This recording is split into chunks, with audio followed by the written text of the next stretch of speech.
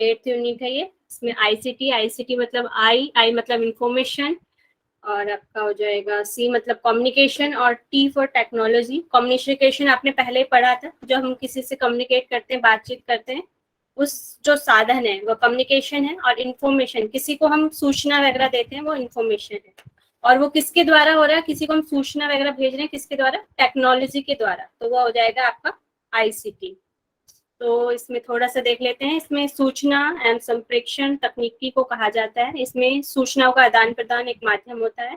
Information and communication तकनीकी द्वारा सूचनाओं को एक दूसरे तक पहुंचाया जाता है। ये तो इसका हो गया। कई बार इसका नाम भी आ जाता है, तो इसका नाम भी आईसीटी का इंफॉर्मेशन एंड कम्युनिकेशन टेक्नोलॉजी, इसको भी याद रख लीजिएगा। ठीक है।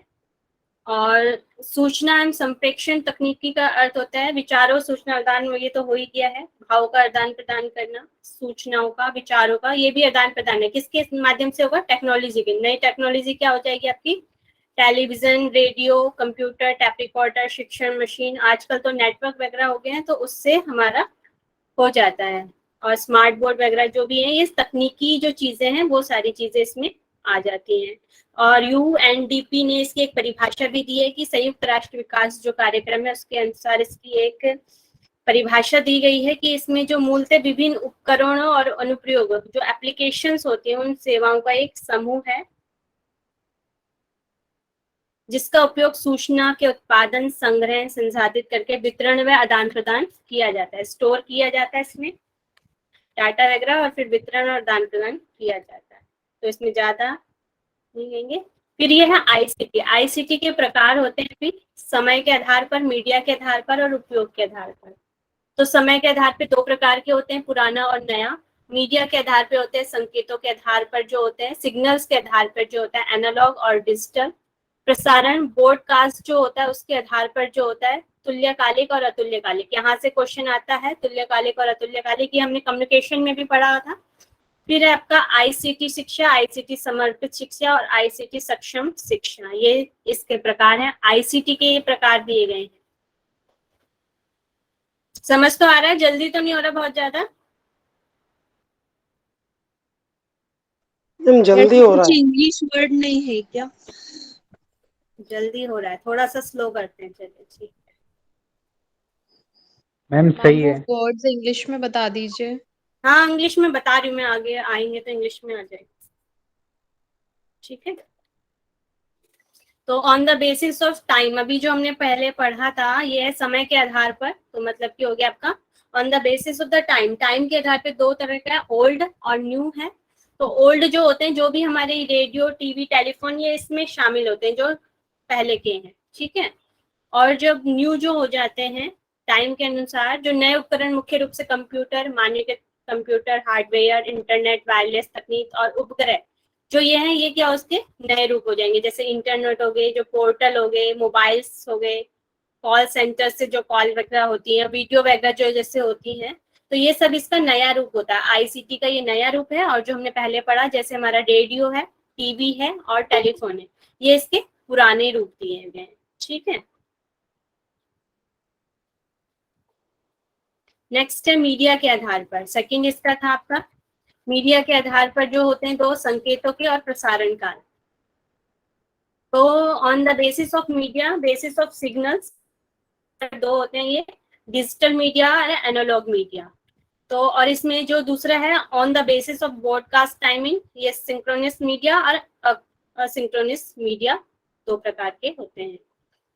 तो जो वो आपके होते हैं संकेतों के बेसिस ऑफ सिग्नल, सिग्नल के आधार पर जो भी होते हैं, जो वस्तु के भौतिक परिणाम का प्रतिनिधित्व करते होते हैं, वो एनालॉग मीडिया होते हैं। जैसे थर्मामीटर होता है, पुराना जो रेडियो होते थे, मेगाफोन, पुराने टेलीफोन सेट वगैरह जो होते थे, वो होते हैं। जैसे किसी चीज का दाब वगैरह मापना, वो आगे कंप्यूटर के रूप में आएगा। यहाँ पर थर्मामीटर को आप देख लेंगे, जो भौतिक परिणाम को मापता है, वह एनालॉग मीडिया यहाँ पर कहलाता है।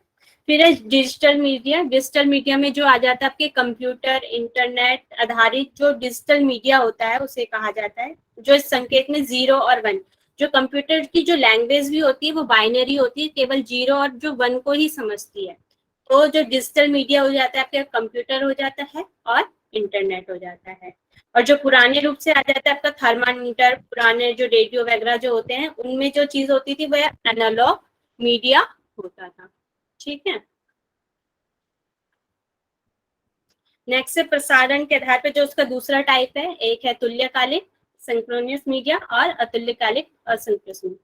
ये एक ही समय पर घटित होना, सभी प्रतिभागी चाहे वे अलग अलग स्थानों पर ही हो एक ही निश्चित समय पर सूचना ग्रहण करने के लिए उपलब्ध है। जैसे कि अभी आप हैं, आप सभी लोग अभी हम लोग आमने सामने, तकनीकी के अनुसार हम आमने सामने वीडियो कॉन्फ्रेंसिंग वगैरह करते हैं या इस तरह हम क्लास ले रहे हैं, तो ये हो जाएगा आपका सिंक्रोनस मीडिया। ठीक है, फिर हो गया आपका अतुल्यकालिक मीडिया। अतुल्यकालिक मीडिया सीखने की प्रक्रिया में प्रतिभागी जो भी पार्टिसिपेंट हैं अलग अलग समय पर और अलग अलग स्थानों पर उपलब्ध भाग में ले सकते हैं। जैसे रिकॉर्ड लेक्चर, अब जैसे ये हमारी रिकॉर्डिंग हो रही है, रिकॉर्डिंग के बाद आप इसे यूट्यूब पे देखेंगे तो वो हो जाएगा आपका असंक्रोनिस मीडिया, अतुल्यकालिक। उसमें हम प्रतिभागी मतलब कि हम एक ही समय पे उपलब्ध नहीं रहते। यूट्यूब में आप अकेले कभी भी देख सकते हैं, रिकॉर्डेड लेक्चर वगैरह होते हैं, वो हो जाता है आपका अतुल्यकालिक मीडिया। और तुल्यकालिक जब हम आमने सामने तकनीकी के माध्यम से कोई भी हम मीडिया का प्रयोग करके कोई भी क्लासेस वगैरह ले रहे हैं या वीडियो कॉन्फ्रेंसिंग कर रहे हैं, वो हो जाए आपका अतुल्यकालिक मीडिया। तो इतना ओके है सभी को? जी मैम। जी मैम।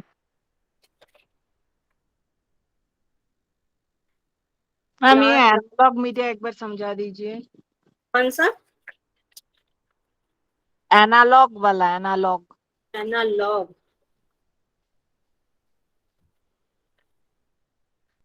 एनालॉग मीडिया जैसे आपके थर्मल किसी चीज का दाब प्रेशर वगैरह मापते हैं ना, थर्मामीटर से हम कैसे प्रेशर किसी चीज का तापमान वगैरह माप रहे हैं ना, वो सारी चीजें उसमें आ जाएंगी एनालॉग मीडिया में।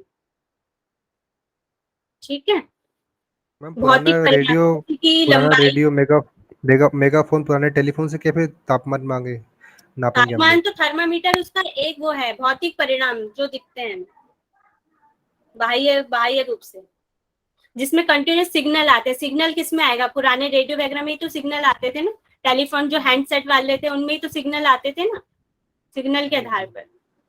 दीवार वाच भी हो सकता है ना इसको एग्जाम्पल में? ऐसे याद कर रख सकते हैं कि जो एनालॉग जो मीडिया है वो पुरानी जो चीजें हैं वो एनालॉग में आएंगी।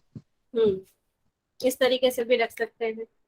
अभी इसका कंप्यूटर भी आएगा, कंप्यूटर भी होते हैं इस तरीके के, एक तो मीडिया का आधार भी है और इसका एक कंप्यूटर भी होते हैं इस तरीके के। कंप्यूटर में मतलब पहले जो होते थे वही सारी चीजें आ जाती है। ठीक है, और रह गया है इसमें ये वाला उपयोग के आधार पर। तो इसमें तीन चीजें, एक तो आईसीटी शिक्षा है, एक आईसीटी समर्पित शिक्षा है और एक आईसीटी सक्षम शिक्षा। आईसीटी एजुकेशन, आईसीटी एजुकेशन मतलब है जब आप लोगों को इंफॉर्मेशन देते हैं और उनको स्किल सिखाते हैं आईटी की। हाँ जी, कोई कुछ बोल रहा है? आईसीटी शिक्षा मतलब आपका हो गया आईसीटी एजुकेशन। जब आप लोगों को आप एजुकेशन देखते हैं, आईटी की स्किल सिखाता है, आईटी जो होती है हमारी इंफॉर्मेशन टेक्नोलॉजी की शिक्षा आप देते हैं, उनकी स्किल्स को बढ़ाते हैं, वो हो जाएगी आपकी आईटी शिक्षा। आईटी समर्पित शिक्षा मतलब हो गया आपका आईटी सपोर्ट एजुकेशन। इसमें आप एजुकेशन देते हुए आईसीटी का यूज करते हैं।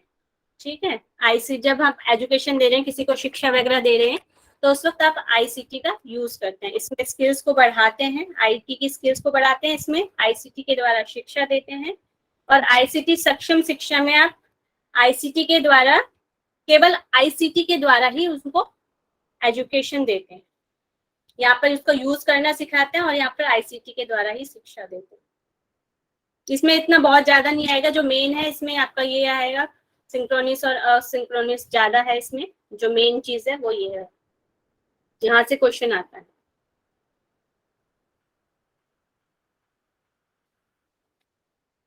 फिर आ जाता है जनरेशन, जनरेशन से भी क्वेश्चन आते हैं। तो इसमें जनरेशन आपके 5 जनरेशन होती है। फर्स्ट जनरेशन 1942 से 1959 तक है, सबसे पहले जो जनरेशन है उसमें जो कंपोनेंट्स यूज हुआ था वो वैक्यूम ट्यूब का हुआ था, और जिसमें जो कैरेक्टरिस्टिक्स ये मशीन लैंग्वेज में इसमें यूज हुआ था। ये बड़ी साइज में होती थी, हग साइज होता है, हैवी एक्सपेंसिव होती थी और हाईली कंज्यूमर ऑफ इलेक्ट्रिसिटी, बिजली का बहुत ज्यादा।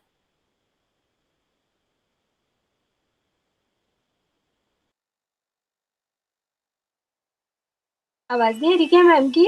जी नहीं आ रही। नहीं आ रही है। अब आई।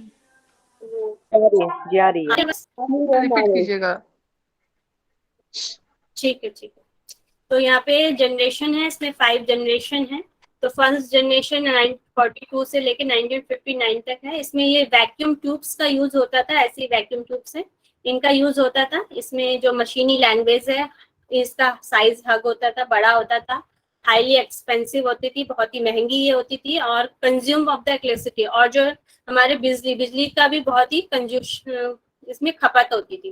तो ये जो कंप्यूटर्स हैं, ये कंप्यूटर्स के प्रकार हैं। कभी कभी ये भी आ सकता है कि फर्स्ट जनरेशन में कौन कौन से कंप्यूटर के प्रकार थे। तो ये इस तरीके से जो दिए गए हैं, IBM 701, IBM 2 जगह दिया गया है, एक थर्ड जनरेशन में भी दिया गया है, और इसमें जो फर्स्ट जनरेशन में दिया गया है वो 701 है, और जो थर्ड में दिया गया है 360 और 370 यहाँ पे दिया गया है। तो इस तरीके से इसको याद रखें। नेक्स्ट है सेकंड जनरेशन 1959 से 1965 तक दी गई है। इसमें ट्रांजिस्टर मैग्नेट टेप का यूज है। जब कई सारे वैक्यूम ट्यूब मिल जाते हैं तो हमारे ट्रांजिस्टर बनते हैं। ट्रांजिस्टर मैग्नेट टेप भी से बोला गया है। इसमें batch processor, multi processor OS और एक्सपेंसिव होता था। इसमें जो लैंग्वेज है वो फॉरेंट और कोबोल, ये वाली जो है ये लैंग्वेज है। और इसके कंप्यूटर के जो प्रकार हैं ये IBM, इसमें 7000, CDC 1604, एटलस और NCR 304, हनीवेल 400, ये इसके कंप्यूटर के प्रकार यहाँ पे दिए गए। फिर नेक्स्ट जो थर्ड रेंजर्स है, इसमें इंटीग्रेटेड सर्किट्स का यूज हुआ था।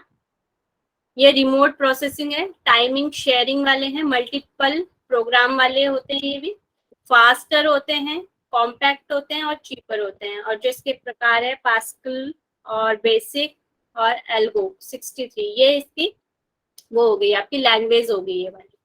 और ये IBM इसके प्रकार हो गए, PDP 811, CD 6060, ये इसके प्रकार हो गए। जो मेन है वैसे आपके सुपर कंप्यूटर जहाँ से क्वेश्चन आए यहाँ से आए हुए हैं, जो मैंने लास्ट ईयर देखे हैं। फोर्थ जनरेशन है, इसमें VSL माइक्रो प्रोसेसर सर्किट का यूज हुआ है। यहाँ पर टाइमिंग शेयरिंग होते हैं, रियल टाइम नेटवर्क्स होते हैं, डिस्ट्रीब्यूट होता है, फास्टर है, कॉम्पैक्ट है और एफोर्डेबल होता है। इसमें जो लैंग्वेज यूज हुई है वो C है, C++ है, और ये बेस इस तरीके दी गई है। कंप्यूटर जो लैंग्वेज है दिसंबर 10, स्टार 1000 और प्रे सेकंड, एप्पल सेकंड, और ये इसके कंप्यूटर के प्रकार यहाँ पे इस तरीके से दिए गए। नेक्स्ट है फिफ्थ जनरेशन 1988 से प्रेजेंट, जो अभी तक चल रही है सारी वही है। तो इसमें जो यूज हुआ था ULSA माइक्रो प्रोसेसर सर्किट का यूज हुआ था।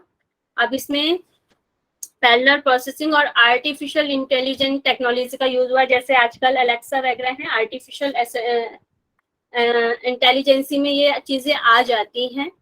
और इसमें जो लैंग्वेज है C एंड C++, जावा और नेट है, और इसके कंप्यूटर के प्रकार हैं IBM, पेडिटियम और परम। और आजकल नेक्स्ट है प्रत्यूष भी इसका उदाहरण है।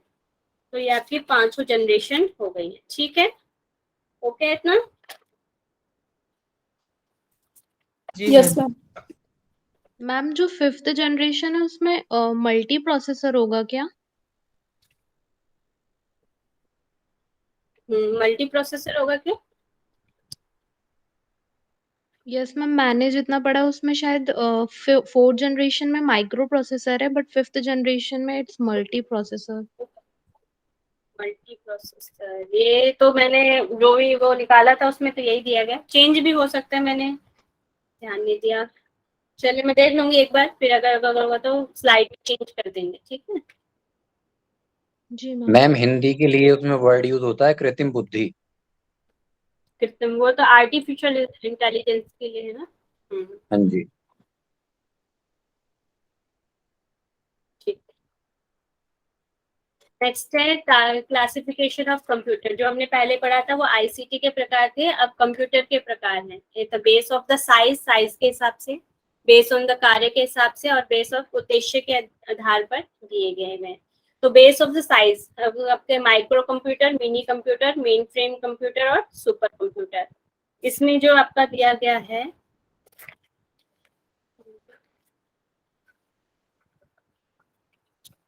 माइक्रो कंप्यूटर, जो माइक्रो कंप्यूटर होते थे वे आकार में छोटे होते थे। माइक्रो प्रोसेसर से काम होता था, ये व्यक्तिगत रूप से होते थे जो माइक्रो कंप्यूटर होते हैं, जैसे डेस्कटॉप, लैपटॉप, पामटॉप। जैसे हम जो आजकल जिस कंप्यूटर पे काम करते हैं, जैसे पीसी जो हो जाता है, लैपटॉप होता है, वो हो जाता है आपके माइक्रो कंप्यूटर, वो कहलाते हैं। जो मिनी कंप्यूटर है, मिनी कंप्यूटर में आपके आ जाते हैं जैसे जो ट्रैफिक कंट्रोल, बैंकों में, बड़ी बड़ी कंपनियों में जो यूज होते हैं, ऐसे जो कंप्यूटर होते हैं वे मिनी कंप्यूटर होते हैं। मेन फ्रेम कंप्यूटर जो होते हैं वे जो होते हैं मल्टी प्रोसेसर होते हैं और कई प्रोग्रामों को एक साथ कर सकते हैं, जैसे ये व्यापार में और आपके प्राइवेट सेक्टर में यूज होते हैं ऐसे कंप्यूटर मेन फ्रेम जो कंप्यूटर होते हैं। जो सुपर कंप्यूटर है, सुपर कंप्यूटर जो होते हैं ये स्पीड और कैपेसिटी सबसे ज्यादा होती है इनकी, जो जितने भी कंप्यूटर है उन सभी कंप्यूटरों से। और ये जैसे मौसम की जो जानकारी है, उपग्रह जो अंतरिक्ष के जो विभाग हैं और वैज्ञानिक अनुसंधानों के लिए ये वाले कंप्यूटर यूज होते हैं जो सुपर कंप्यूटर होते हैं। तो ये 4 प्रकार साइज के आधार पर हो गए, मिनी, माइक्रो, मिनी और मेन फ्रेम और सुपर कंप्यूटर। फिर आपका basic on the work, analogue, digital और हार्ड।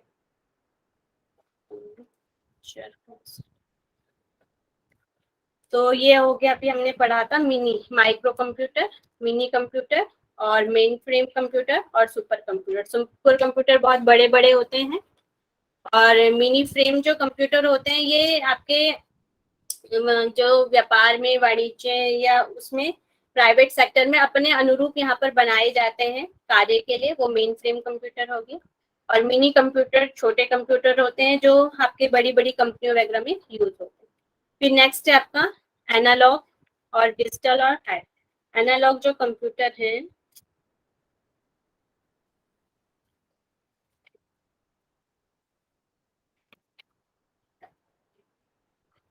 सिग्नल के लिए यूज होते हैं। जो एनालॉग जो कंप्यूटर होते हैं ये किसी भी प्रेशर को और आपके तापमान और लंबाई वगैरह नापने के लिए ये यूज किए जाते हैं। और इसका जो उदाहरण है वो थर्मामीटर वगैरह जो है वह एनालॉग कंप्यूटर में आ जाता है।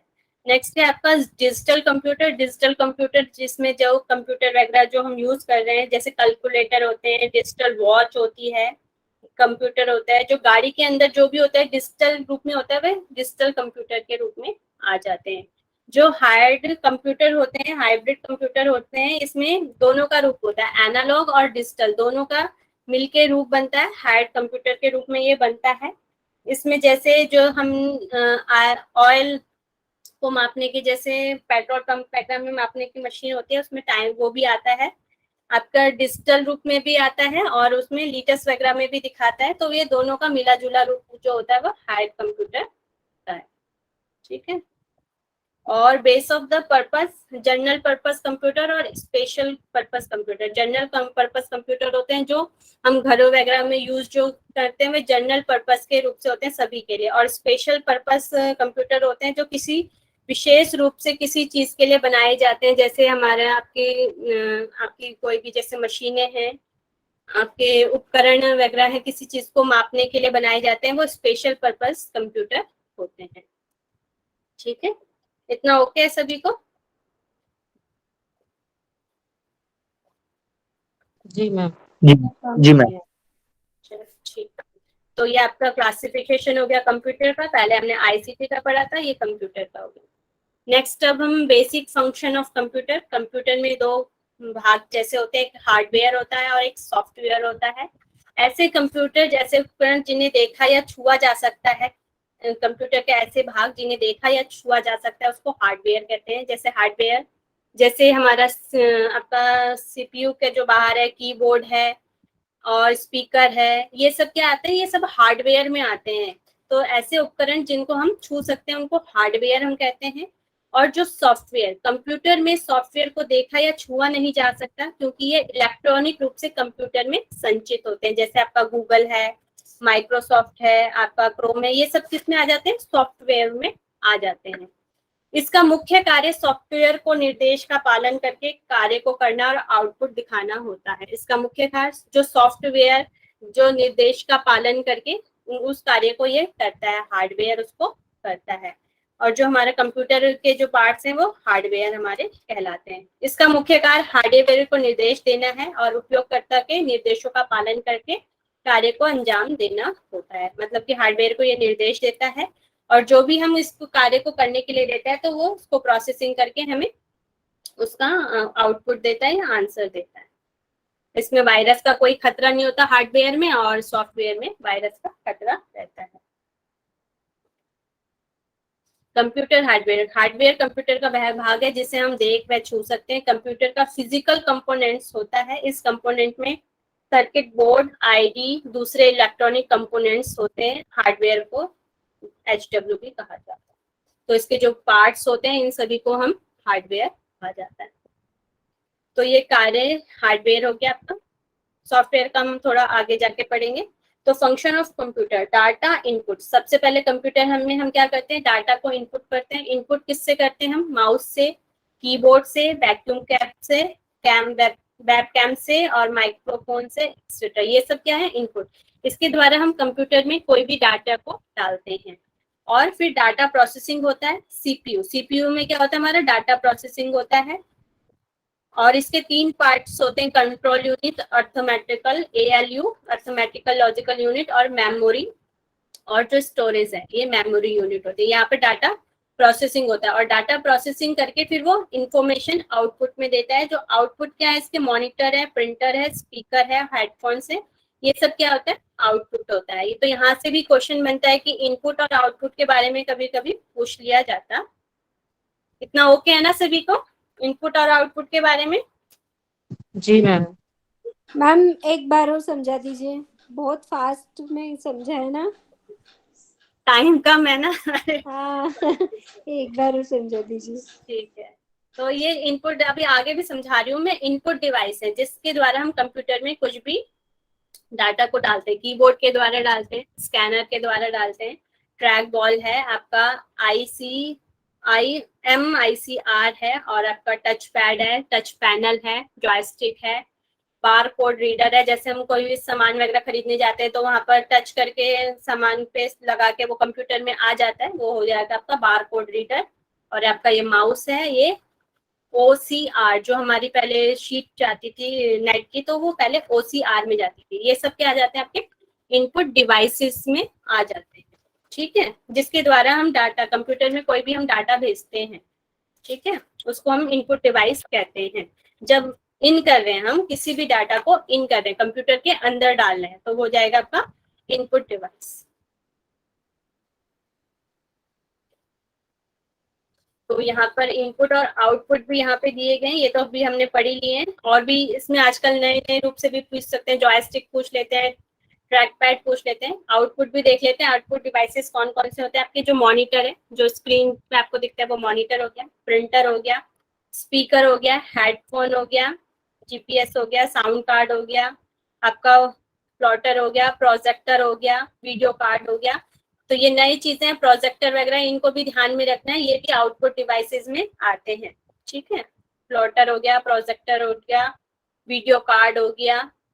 इन चीजों 2-3 चीजें तो हमें पता ही है, मॉनिटर, स्पीकर, प्रिंटर, इनको भी ध्यान में रखना है, प्लॉटर, प्रोजेक्टर, वीडियो कार्ड। ठीक है, और जो दोनों चीजें बहुत कौन कौन सी हैं? CD, DVD, pen drive, modem, touch screen और डिजिटल कैमरा, ये दोनों चीजें आउटपुट भी है और इनपुट भी। ठीक है, इतना ओके है सभी को? जी मैम। ठीक, तो अभी इसका एक क्वेश्चन भी देख लेते हैं। इसमें मैंने साथ साथ आंसर भी दे दिए क्योंकि अभी बहुत ज्यादा टाइम नहीं है पूछने उसके लिए। जैसे ये क्वेश्चन आपका आ सकता है, जॉयस्टिक किस प्रकार की युक्ति है? इनपुट है, आउटपुट है, मेमोरी है या प्रोसेसर है? इनपुट। इनपुट। इनपुट है। तो इस तरीके से आपके क्वेश्चन आ सकते हैं। कि what types of device of joystick, joystick किस प्रकार का है, इस तरीके का क्वेश्चन आता है, तो इसको ध्यान में रखेंगे।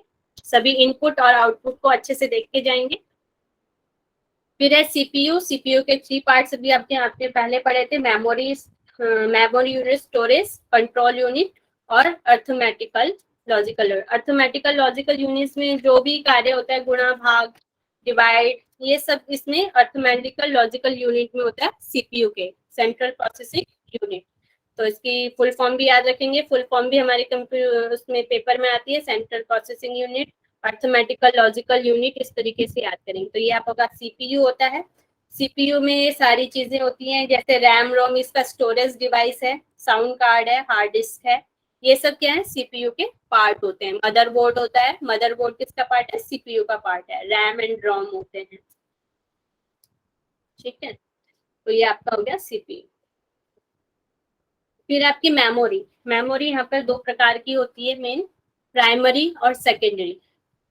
और इसमें जो प्राइमरी मेमोरी में आपके आ जाते हैं, रैम होता है और रोम होता है। रैम के 2 पार्ट होते हैं, स्टैटिक और डायनेमिक, और रोम के आपके 3 पार्ट होते हैं, पी रोम, ई रोम और ईपी रोम होते हैं।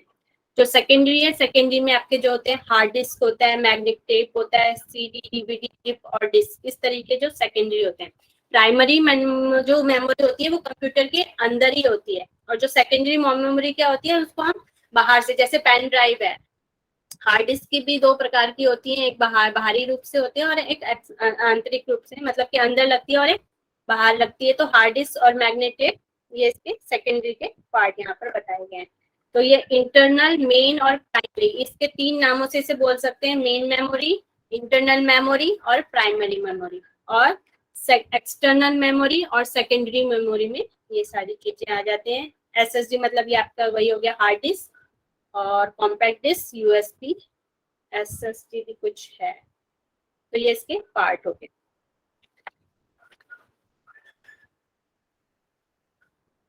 तो रैम और रोम के बारे में बहुत ज्यादा पूछा जाता है हमारे एग्जाम में, एक ना क्वेश्चन हमारे यहाँ से आता है रैम और रोम से। तो पहले इसकी फुल फॉर्म, मैम जो पिछली वाली स्लाइड दिखाना एक बार, मेमोरी और कंप्यूटर मेमोरी में क्या डिफरेंस है? क्या कह रहे हैं? मतलब जैसे देखो, एक साइड आपने ना मेमोरी को डिफाइन किया है, फिर कंप्यूटर मेमोरी, मतलब इन दोनों में कोई डिफरेंस थोड़ा डिफरेंस नहीं, मैंने इसके लिए क्या है ना, इंटरनल और मेन और प्राइमरी, इन तीनों इसलिए बोला जाता है, इसलिए मैंने 2 स्लाइड इसलिए रखे हैं, इसको मेन मेमोरी और इंटरनल भी बोला जाता है, एक ही चीज है। ओके। और सेकेंडरी को एक्सटर्नल भी बोला जाता है, इसका ध्यान रखेंगे। एक्सटर्नल सेकेंडरी मेमोरी और इंटरनल या प्राइमरी या मेन मेमोरी, ठीक है।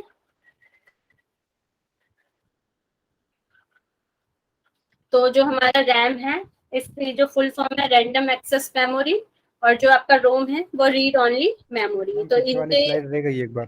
हाँ, मैं जा रही हूँ ऊपर, पहले मैं इसकी फुल फॉर्म दिखा रही थी इसलिए।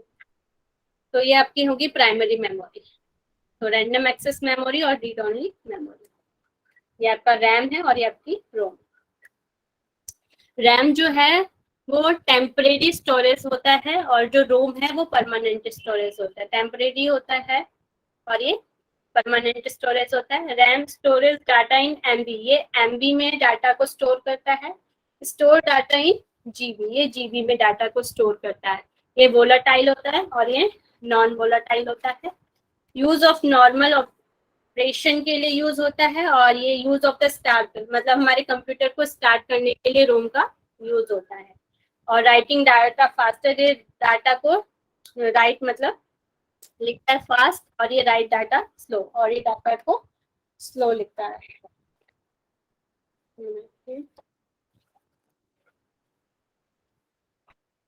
इसको बूटिंग के काम, रोम बूटिंग के काम आती है। तो रोम को इस तरीके से यहाँ पे आर और रोम ओ आ रहा है, तो यहाँ पे नॉन ओ इसमें भी आ रहा है, इस तरीके से इसको याद रख सकते हैं, नॉन वोलाटाइल और इसको वोलाटाइल। ज्यादातर यही पूछा था कि रैम वोलाटाइल है या नॉन वोलाटाइल, तो ये क्वेश्चन उसमें बार बार पूछा गया हमारे नेट में।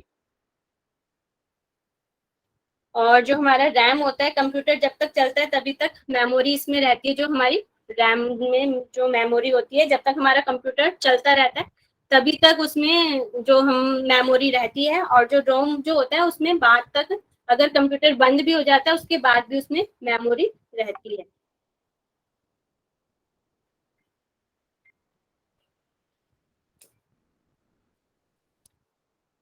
आवाज आ रही है मेरी? जी मैम। जी मैम। ठीक है। मैम इसके पहले वाली स्लाइड दिखा देंगे एक मिनट? Okay ma'am. तो इनके बारे में ज्यादा थोड़ा बहुत बताऊं या नहीं बताऊं? बताएं। प्लीज बताइए। मैम बताइए। ठीक है, तो एक एक लाइन में बता देते हैं। इसमें जो भी आपका स्टैटिक जो है, स्टैटिक जो होता है वो फास्टर, मोर एक्सपेंसिव और फ्रेशर की जरूरत इसमें नहीं होती है। डायनेमिक जो होता है ये कंटिन्यूस रिफ्रेश, सस्ती होती है ये वाली जो डायनेमिक रैम होती है। और जो पी रोम है, पी रोम में क्या आते हैं, इसकी फुल फॉर्म है प्रोग्रामेबल रीड ओनली मेमोरी। मतलब ये एक बार ही यूज होती है, प्रोग्रामेबल रीड ओनली मेमोरी। इसको केवल हम एक बार ही यूज कर सकते हैं। नेक्स्ट होती है आपकी EPROM, मतलब कि erasable programmer reader only memory, जिसे इरेज किया जा सकता है। और इरेज किससे कर सकते हैं हम? यूवी लाइट के साथ इसको इरेज कर सकते हैं। ठीक है, और इसका मैंने लिखा नहीं है, सॉरी। और क्या देखें,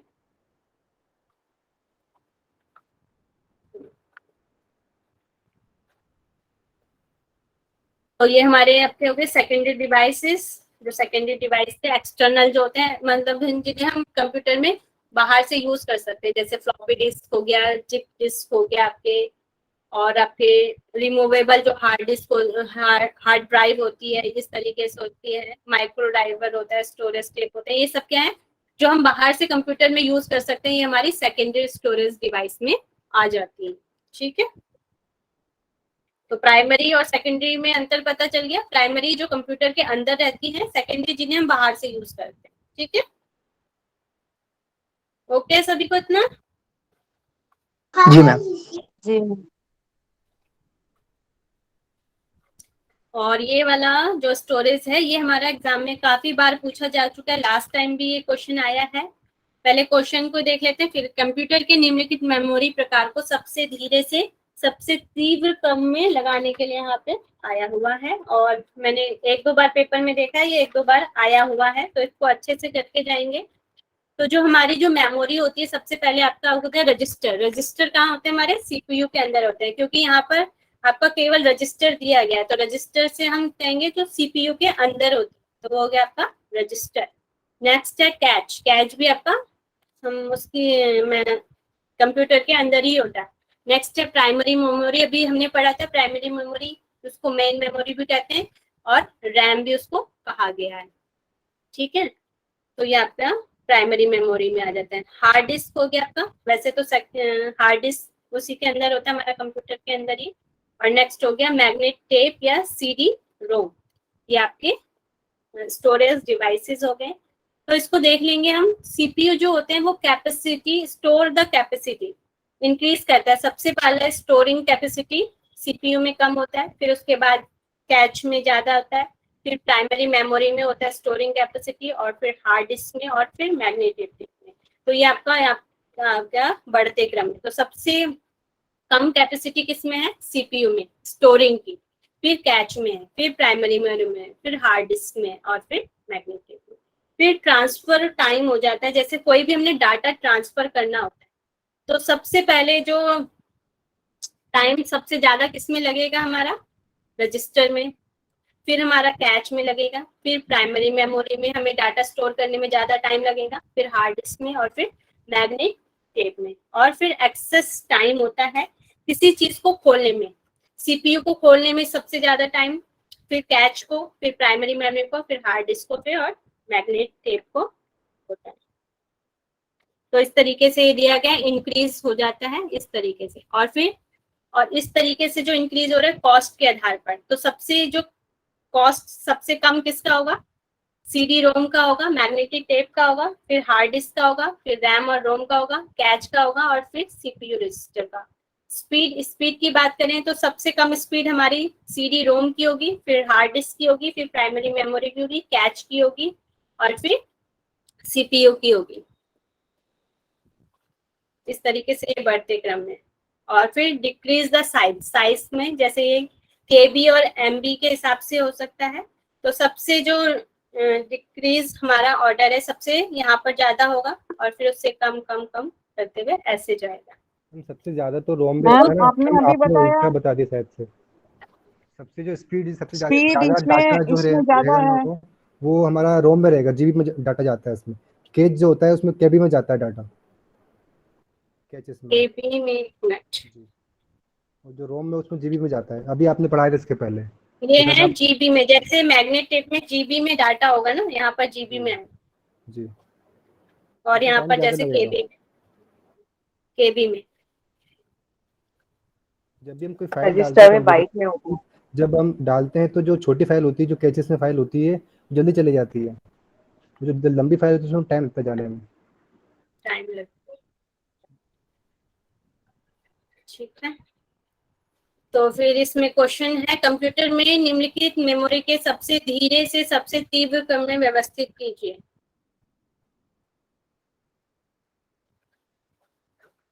के अकॉर्डिंग, स्पीड के अकॉर्डिंग पूछा है या किसके अकॉर्डिंग पूछा?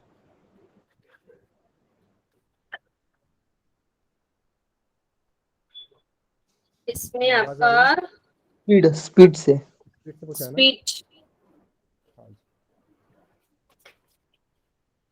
मैम ये दोनों कंट्रोवर्शियल नहीं है। एक स्पीड आप बोल रहे हैं इधर ज्यादा है, बट ये ट्रांसफर होने में आपने बोला सबसे कम ये है। स्पीड मतलब चलने का वो हो गया ना, ट्रांसफर टाइम।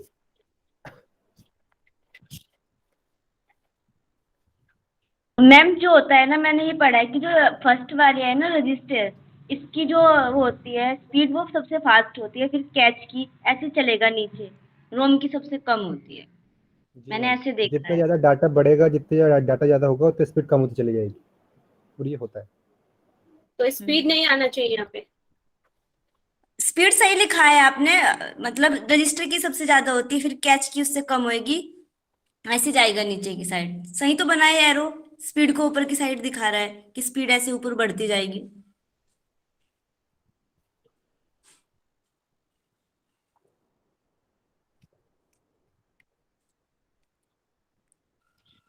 और कोई बता सकता है इसको और अच्छे से, तो एक बार आ सकते हैं। आप स्पीड के बारे में समझेंगे तो पहले रजिस्टर में स्पीड ज्यादा होगी, फिर कैश में, फिर प्राइमरी में, फिर हार्ड डिस्क में, फिर रोम में, जो मैग्नेटिक टेप्स है स्पीड के हिसाब से। इसमें आंसर में भी बी होगा मैम, जैसे EADCB। कौन सा आंसर बताया आपने? 2 नंबर का। 2 नहीं है इसका आंसर 3 है। आप एक मिनट मैम, आप क्या कहना चाह रहे हो कि रजिस्टर की सबसे कम होती है, यही पूछना चाह रहे हो ना? धीरे से फास्ट में बताया ना यहाँ पे क्वेश्चन। सबसे हाँ, तो BCD सबसे धीरे जो है वो बी होगा ना पहले, क्योंकि जो रोम है सबसे धीरे स्पीड उसी में होती है। हाँ जी, तो रोम होगा इसका, तो सही आंसर सी सही है, इसका ऑप्शन सी सही है। आंसर सी सही है। मैंने आंसर सी इसका का सही है। जो हार्ड का बी है सबसे पहले, सीडी रोम की जो स्पीड है वो सबसे आपकी कम है। इसमें धीरे से तीव्र की ओर जा रहा है, तो सीडी रोम सबसे है। फिर सी आपका दिया हुआ है हार्ड डिस्क, फिर हार्ड डिस्क की, फिर नेक्स्ट डी आपका रैम है, रैम की आपकी आगे, फिर नेक्स्ट है आपका कैश मेमोरी की, और फिर लास्ट में आ जाएगा आपका रजिस्टर की मेमोरी। ठीक है, सही मैम। तो इतना ओके है सभी को?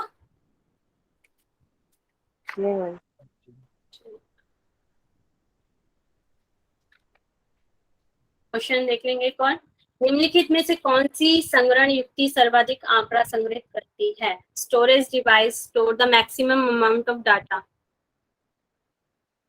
आंसर नहीं देखना, अभी क्वेश्चन पढ़े और बताएं।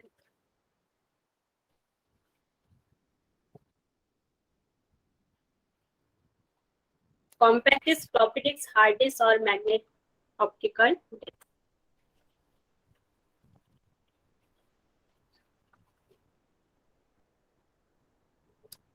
तो इसका आंसर आपका हार्ड डिस्क। हार्ड डिस्क में सबसे ज्यादा जो स्टोरेज कैपेसिटी होती है वो हार्ड डिस्क में यहाँ पर दी गई। ठीक है, हार्ड डिस्क में होती है। तो इसका आंसर सी है आपका। कंप्यूटर में प्रयोग किए जाने वाली हार्ड डिस्क एक ऐसी संग्रह युक्ति है जो सर्वर डाटा को संग्रहित करती है। हार्ड डिस्क को सी ड्राइव के नाम से भी जानते हैं। हार्ड डिस्क एक सेकेंडरी स्थायी डाटा स्टोरेज डिवाइस है। यह मैग्नेटिक मटेरियल से बना होता है। मैग्नेटिक रिकॉर्डिंग टेक्निक का पालन करके डेटा संग्रहित करता है। इसमें बहुत ज्यादा डिटेल में दिया है, इसको नहीं करेंगे। अब एक और मेन इंपॉर्टेंट है मेमोरी यूनिट, यहाँ पे दिया गया है। इसमें से भी पेपर में बहुत बार क्वेश्चन आते हैं। मेमोरी जो यूनिट है आपका, तो जो आपका यहाँ पर 1 बिट है, 1 बिट से बाइनरी डिजिट या उसको निबल भी बोलते हैं, वह बनता है। 1 बिट से 4 निबल बनते हैं। फिर आपके जब 1 बिट से ऐसे ही 8 बिट्स जो होते हैं तो उनसे 1 बाइट यहाँ पर बनता है। फिर 1024 बाइट से 1 KB बनता है और 1024 KB से 1 MB बनता है, मेगाबाइट। और 1024 MB से 1 गीगाबाइट बनता है। फिर 1024 गीगाबाइट से टेराबाइट और 1024 टेराबाइट से पेटाबाइट। मेन तो आपका टेराबाइट तक ही अभी आया है, ये अभी और आगे इसमें जुड़ चुके हैं, तो ये न्यू है, इनसे भी आ सकता है, इनको भी आप एक बार पढ़ के जाएंगे। टेराबाइट से हो गया आपका टीबी 1024 टेराबाइट से आपका 1 पेटाबाइट और 1024 पेटाबाइट से 1 एक्साबाइट। और फिर इसी तरह से आपका एक्साबाइट से आपका हो गया जोटाबाइट और जोटाबाइट से आपका हो गया योटाबाइट और योटाबाइट से ब्रोनोटोबाइट और आपका ब्रोनोटोबाइट से जीपीओ बाइट। इस तरीके से यूनिट है हुए। और जो सबसे हाईएस्ट आपकी मेमोरी होगी आपकी जीपीओ बाइट, ये मेमोरी यूनिट है। तो इनको अच्छे से करके जाएंगे। इसकी शॉर्ट ट्रिक पता है किसी को तो बता सकते हैं सभी। मैम आपने बताई थी ना, आपने बताई थी उस साल इसकी शॉर्ट ट्रिक। तो इसकी शॉर्ट ट्रिक हम इस तरीके 1 वीक MG रोड पिज्जा खाने गया, ठीक है। इस तरीके से आप लिखना चाहे तो लिख सकते हैं या आपने अपनी बनाई है तो 1 वीके MGT रोड पिज्जा खाने गया। बताना है आगे या इसको एक्सप्लेन करूं? Please ma'am. ठीक है, तो 1 वीके MGT रोड पिज्जा खाने गया। बी और एन से बन गया आपका बिट और फिर बिट से क्या बन गया आपका निबल। तो क्या हो गया 1, बी से हो गया बिट और एन से हो गया निबल। कभी कभी ये भी आ जाता है 1 बिट से 1 4 निबल हो जाते हैं आपके। फिर है बी के हो गया आपका बाइट और बाइट से के से हो गया बी आपका बाइट और के से हो गया आपका किलोबाइट MG। फिर किलोबाइट के बाद क्या आ जाता है MG। बी के 1 बी के MG से हो गया आपका मेगाबाइट। जी से हो गया आपका गीगा MGT रोड है ये।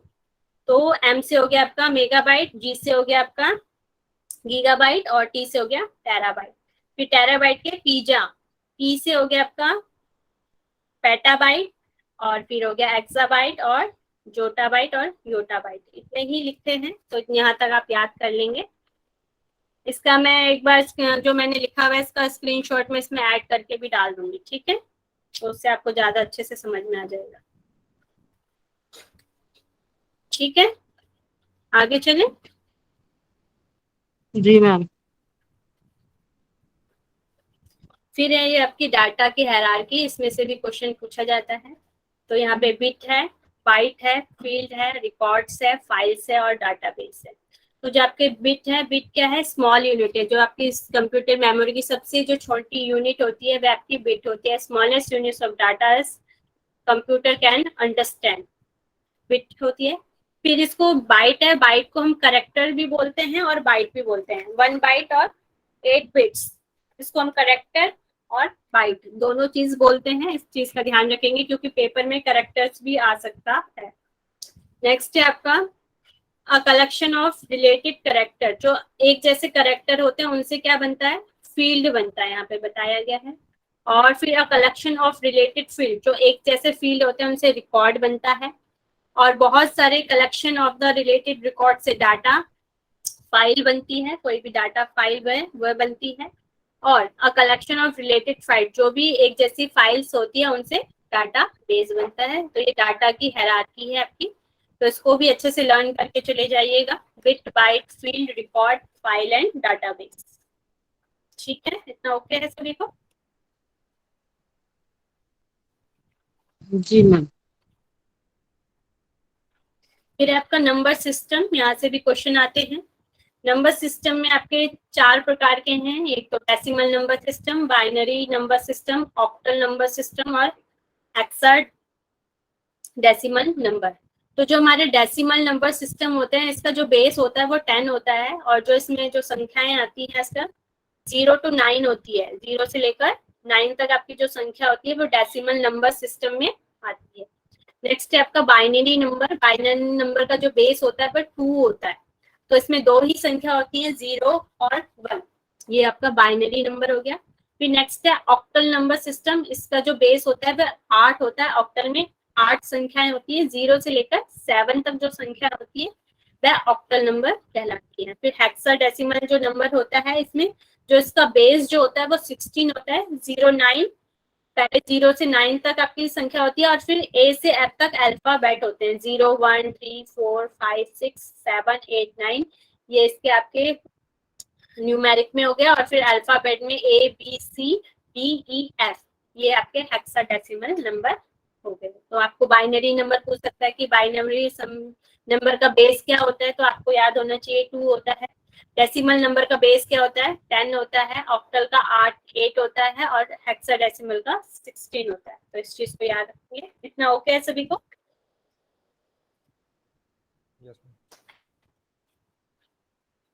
जी मैम।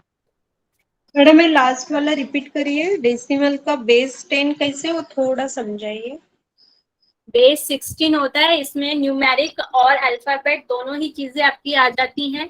इसमें 16 बेस होता है, तो 0 से 9 तक आपके 10 अल्फाबेट हो गए, फिर ए बी सी डी और ये 6 हो गए। इस तरीके से आपके 16 अल्फाबेट हो जाएंगे। अभी मैं आगे की स्लाइड में दिखाऊंगी तो आपको क्लियर हो जाएगा।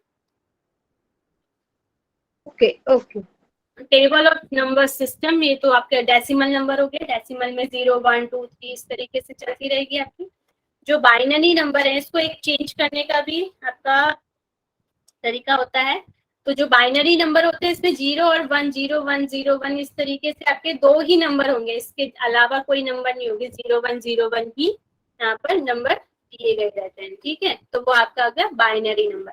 फिर आपके हेक्साडेसिमल नंबर, इसमें 0 1 2 3 4 5 6 9 तक आपके जो न्यूमेरिक है, संख्या में उसकी गिनती होगी, उसके बाद कौन सी हो जाएगी, A B C D E F, ये आपका हेक्साडेसिमल नंबर हो जाएंगे। ठीक है, नेक्स्ट है आपका ऑक्टल। ऑक्टल में भी आपके 0 1 2 3 4 5 6 7 तक होती है। 7 के बाद ये नेक्स्ट अलग संख्या दी गई है, तो ये आपकी ऑक्टल हो जाती है। तो इसका क्वेश्चन थोड़ा थोड़ा धुंधला है, फिर भी देख लेंगे। तो ए से एफ प्रणाली में निम्नलिखित में से किस संख्या प्रणाली में प्रयुक्त होती है, बाइनरी, ऑक्टल, हेक्साडेसिमल या डेसिमल? हेक्साडेसिमल। तो इसका आंसर आपका आ जाएगा हेक्साडेसिमल। इसी तरीके से ऑक्टल में 0 से 7 मैम तक होता इसके बारे में डिफाइन कर दो। है। 0 से 7 तक होता है, उसके बाद ये फिर 10 11 12 13 ये कहाँ से आ गया इसमें ऑक्टल में? ऑक्टल में ये जहाँ से मैंने स्लाइड लिया है वहां से उसमें दिया गया है, मगर अभी मेरे पास यही स्लाइड है। इसको चेंज करने का भी मैं बहुत ज्यादा डिटेल में हो जाएगा, इसलिए समझाऊंगी नहीं अभी। अभी आप बाइनरी का याद करो, हमारे एग्जाम में जो चेंज करने का आता है वो बाइनरी और डेसिमल को आता है, एक दूसरे में कन्वर्ट करने का। मैम इसको एक बार और बता दो। कौन सा? ये पूरा मतलब चार्ट एक बार ऊपर वाली स्लाइड इसी में से। मैडम इसमें बाइनरी में आपने अभी बताया 0 1 0 1 होता, तो फिर नीचे वो 0 1 1 1 कैसे आ गया? डेसिमल वाला ये होता है, तो इसमें देखेंगे चेंज करने वाला। बताऊं क्या अभी? Yes ma'am. Yes ma'am, yes. ठीक है, तो जो डेसिमल कन्वर्ट टू बाइनरी जो होता है आपका, जैसे आपका डेसिमल नंबर क्या है आपका, डेसिमल 25 है। 25 को हमें कन्वर्ट करना है बाइनरी में। तो बाइनरी में कन्वर्ट करने के लिए आपको ये है, जैसे आपका बाइनरी, जैसे आप एलसीएम वगैरह निकालते हैं उसी तरीके से यहाँ पर दिया रहता है। तो यहाँ पर 2 लिखते हैं, 2 के बाद आप इसको डिवाइड करते हैं इससे, तो 2 1 जा 2 आ जाएगा, 2 2 जा 4। तो कितना इसका शेष कितना बच जाता है, जो रिमाइंडर कितना बच जाता है 1। तो उसको हम साइड में लिख लेते हैं 1, उसकी साइड में भी हम यहाँ पे लिख सकते हैं 1। फिर यहाँ पे फिर 2 को फिर हम 12 से करेंगे डिवाइड तो 6 आ जाता है। तो इसमें कोई भी हमारा रिमाइंडर बच रहा है नहीं। तो हम लिख देंगे 0। फिर 2 से करेंगे, फिर 2 से आपका आ जाएगा, इसको 2 से ही करना है, किसी और नंबर से यहाँ पर हमें डिवाइड नहीं करना है, ओनली 2 से ही करना है। 2 से करेंगे, फिर 2 3 जा 6 आ जाएगा, तो फिर यहाँ पे 0 आ जाएगा आपका, क्योंकि इसमें कोई भी रिमाइंडर नहीं बचा है। फिर 2 को 2 से करेंगे, 2 1 जा 2, यहाँ पर रिमाइंडर बच गया आपका 3 है, तो यहाँ पे डिवाइड करें माइनस करेंगे तो 1 आपका यहाँ पर रिमाइंडर आ जाएगा। ठीक है, और फिर ये तो 0 है, और फिर ये इसका आंसर सही है। तो जो बाइनरी नंबर है उसको ऊपर से स्टार्ट लिखना शुरू करेंगे, 1 0 0 1 1। तो इस तरीके से तो हम बाइनरी नीचे से ऊपर लिखा जाता है। नीचे से ऊपर 1, जी मैम।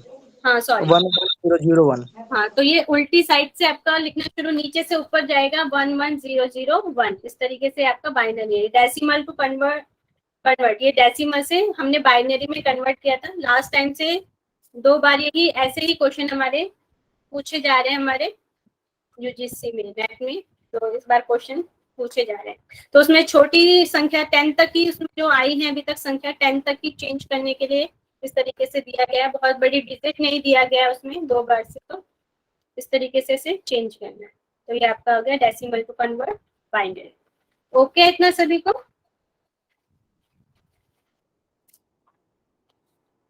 तो ये आपका हो गया बाइनरी नंबर।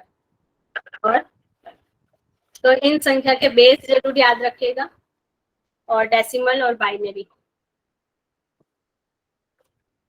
नेक्स्ट हम नेटवर्किंग के बारे में पढ़ेंगे। तो हमारे नेटवर्क 2 प्रकार के होते हैं। एक नेटवर्क, एक बार बेस की स्लाइड दोबारा दिखा दीजिए प्लीज। कौन सी वाले? बेस की ही स्लाइड लास्ट। नहीं मैम, दूसरी। तो यहाँ पे नेटवर्क होते हैं। तो हमारे इसमें सिलेबस में इंटरनेट के बारे में भी दिया गया है 2 प्रकार से। तो ये इंटरनेट और इंटरनेट। तो ये कंपनी जो नेटवर्क होता है, लिमिटेड के यूजर होते हैं, उसको इंटरनेट होते हैं। और जो ग्लोबल नेटवर्क अनलिमिटेड यूजर जिसके होते हैं वो आपका इंटरनेट हो जाता है। इंटरनेट का प्रयोग हम बड़े पैमाने पर किया जाता है। इंटरनेट नेटवर्क का, जैसे इसमें सारे नेटवर्क आ जाते हैं, लैन मैन अभी हम आगे पढ़ेंगे, और वैन लोकल एरिया और आपका वाइल्ड एरिया। इस तरीके जो भी नेटवर्क आ जाते हैं वो अपने इंटरनेट में हो जाते हैं। कई नेटवर्कों से मिलकर हमारा इंटरनेट बनता है, और इसका कोई भी व्यक्ति लाभ उठा सकता है इंटरनेट का। मगर जो हमारा इंट्रानेट होता है, इंट्रानेट का प्रयोग छोटे पैमाने पर होता है। इंटरनेट मुख्य रूप से लोकल एरिया नेटवर्क होता है, लैन का रूप होता है, बना होता है। इंटरनेट का लेबल केवल उसके ऑर्गेनाइजेशन, मतलब कि जो भी उसका ऑनर होता है, या उसका जिस ऑर्गेनाइजेशन के लिए भी होता है, या कंपनी के कर्मचारियों तक ही ये सीमित होता है। और इसका कोई ना कोई ऑनर जरूर होता है इंटरनेट का। ये ज्यादातर कंपनी वगैरह के लिए यूज किया जाता है। पर्सनली जो हमारा नेटवर्क होता है उसको हम इंटरनेट कहते हैं। तो इसका डिफरेंस पता चल गया होगा आपको इंटरनेट और इंट्रानेट का। नेक्स्ट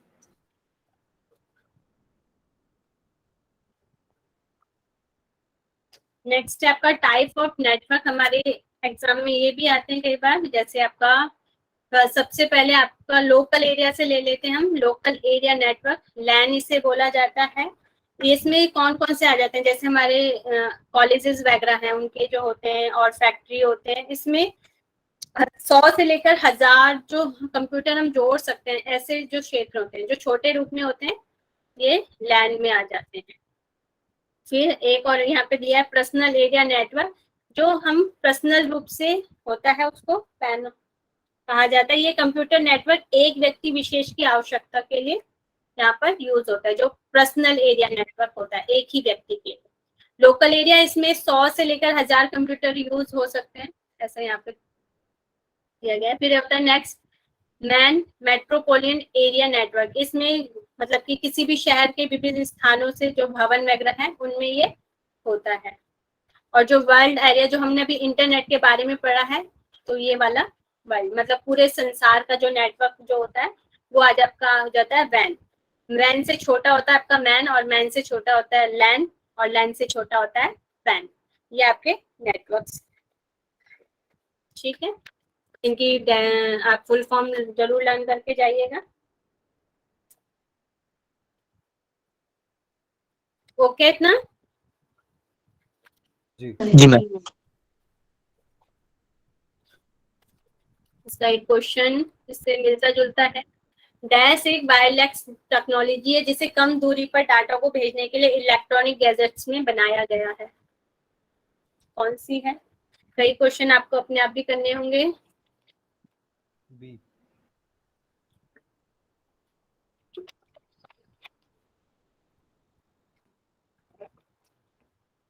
ब्लूटूथ इसमें दिया गया है, तो इसका ब्लूटूथ होगा एक वायरलेस टेक्नोलॉजी है ब्लूटूथ, जिसे कम दूरी पर डाटा भेजने के लिए इलेक्ट्रॉनिक गैजेट्स के रूप में बनाया गया। डाटा भेजने के लिए है।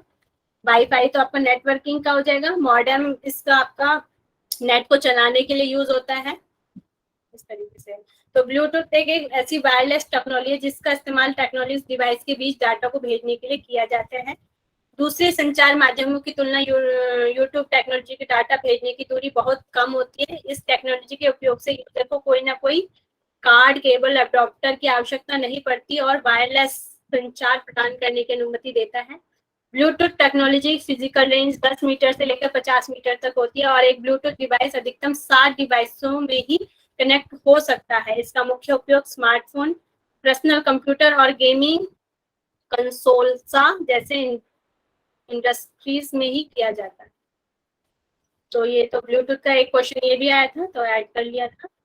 नेक्स्ट एक क्वेश्चन और है आपके लिए। शोध में निम्नलिखित आईसीटी में से किसका अनुप्रयोग वांछित सूचना को व्यापक प्रसार और पहुंच से सुनिश्चित करेगा? लैन, वैन, स्काइप और इंटरनेट। वाइड कवरेज और एक्सेसिबिलिटी नीड किस में होगा? वैन में। वैन में। तो सबसे बी वैन, व्यापक प्रसार। सबसे ज्यादा वाइडल कवरेज कौन करता है? वैन। वैन पूरे विश्व में है, विश्व में यूज होता है, देशों में यूज होता है। क्या कह रहे हैं? क्वेश्चन में ही आंसर छिपा हुआ है। वाइडर कवरेज से समझ सकते हैं कि वाइड एरिया नेटवर्क हो। क्वेश्चन में ही आंसर छुपा हुआ है। चलिए नेक्स्ट हम बात कर लेते हैं सॉफ्टवेयर की। अभी हमने हार्डवेयर और सॉफ्टवेयर के बारे में पढ़ा था। हार्डवेयर जो होते हैं बाहरी कंपोनेंट होते हैं, सॉफ्टवेयर उसके आंतरिक जो कंप्यूटर के आंतरिक जो भाग होते हैं जिनसे हमारा कंप्यूटर चलता है, वो हमारे सॉफ्टवेयर कहलाते हैं। तो सॉफ्टवेयर 3 प्रकार के होते हैं यहाँ पे। सिस्टम सॉफ्टवेयर होता है, एप्लीकेशन सॉफ्टवेयर होता है और यूटिलिटी सॉफ्टवेयर होता है। सिस्टम सॉफ्टवेयर जो सिस्टम को चलाते हैं। सिस्टम को चलाने के लिए जो सॉफ्टवेयर यूज किया जाता है उसको हम सिस्टम सॉफ्टवेयर कहते हैं। सिस्टम सॉफ्टवेयर भी 2 प्रकार का होता है, एक ऑपरेटिंग सिस्टम होता है और एक लैंग्वेज ट्रांसलेटर इसमें यूज होता है। जो ऑपरेटिंग सिस्टम होता है इसके जैसे विंडोज है, यूनिक्स है, लाइनेक्स है और ये 2 और भी बताए गए हैं। तो इस तरीके के जो हमारे कंप्यूटर को चलाते हैं, सबसे पहले हम कंप्यूटर चलाने के लिए उसमें क्या डालते हैं? कंप्यूटर विंडो डालते हैं। तो सबसे ऑपरेट करने के लिए हम सबसे पहले क्या डालते हैं? विंडो डालते हैं। तो सिस्टम सॉफ्टवेयर के जैसे वर्ड हो गया, विंडो 10 हो गया, पहले विंडो 7 इस तरीके से चलते थे और फिर लाइनेक्स हो गया। इस तरीके ये क्या है, कंप्यूटर को जो चलाते हैं वो क्या हो जाएंगे? आपके ऑपरेटिंग सिस्टम। फिर इसमें 2-3 लैंग्वेज आपकी आ जाती हैं। लैंग्वेज ट्रांसलेटर है, एक तो कंपाइलर है, एक असेंबलर है और एक इंटरप्रेटर है। ये आपके सिस्टम सॉफ्टवेयर में हो जाते हैं। ये हमारी जो लैंग्वेज होती है, high level language, machine language, इस तरीके जो लैंग्वेज है ये इसको चेंज करती है। जो हमारी सिस्टम सॉफ्टवेयर होते हैं। नेक्स्ट है हमारे एप्लीकेशन सॉफ्टवेयर। इसके एग्जांपल जैसे एप्लीकेशन सॉफ्टवेयर होते हैं किसी चीज के लिए, हमने जैसे एक्सेल की फाइल है, हमें उस चीज का काम करना है तो उसके लिए उसी एप्लीकेशन सॉफ्टवेयर होते हैं इस तरीके से, word processor, spreadsheet, database, accounting, page maker, corridor, जैसे ये होता है। जैसे हमारा पावर पॉइंट है, ये भी एप्लीकेशन सॉफ्टवेयर में आ जाता है। विन आपका होता है, वर्ड होता है, ये भी एप्लीकेशन सॉफ्टवेयर में। जो एक्सेल की जो फाइल होती है, पीडीएफ होता है, और आपके जो वीडियो वगैरह जो सब, ये किस में आ जाता है, ये एप्लीकेशन सॉफ्टवेयर में आ जाते हैं। इनको प्रोग्राम भी कहा जाता है, ठीक है। जो हम किसी कार्य को करते हैं वो हमारे एप्लीकेशन सॉफ्टवेयर में हो जाते हैं। और फिर आता है आपका यूटिलिटी सॉफ्टवेयर। ये क्या होता है, दोनों के लिए होता है। ये कंप्यूटर जो हार्डवेयर ऑपरेटिंग सिस्टम होता है, मतलब कि हमारा सिस्टम सॉफ्टवेयर होता है, और एप्लीकेशन जो सॉफ्टवेयर होता है उसकी कार्य क्षमता को बढ़ाने के लिए जो यूज किया जाता है वो यूटिलिटी सॉफ्टवेयर होता है। जैसे हमारे कंप्यूटर में वायरस वगैरह ना आए उसके लिए हम क्या डालते हैं, उसमें एंटीवायरस जो हमारी चीजें होती हैं उनको डालते हैं, तो वो हमारा हो जाएगा एंटीवायरस। जैसे होते हैं फाइल मैनेज करने के लिए हम कुछ कंप्यूटर में डालते हैं, बैकअप प्रोग्रामर डालते हैं, क्या करते हैं, ये हमारे कंप्यूटर की कार्य क्षमता को बढ़ाते हैं। तो ऐसे जो हमारे सॉफ्टवेयर होते हैं उनको यूटिलिटी सॉफ्टवेयर कहते हैं। तो ये आपके सॉफ्टवेयर के प्रकार। तो इतना ओके है तो बता देंगे। जी मैम। ठीक है, तो ये आपको समझ में आ गए हैं।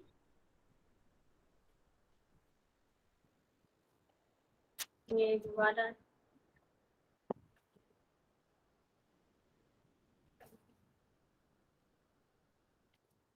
तो निम्नलिखित में से कौन सा एप्लीकेशन सॉफ्टवेयर है?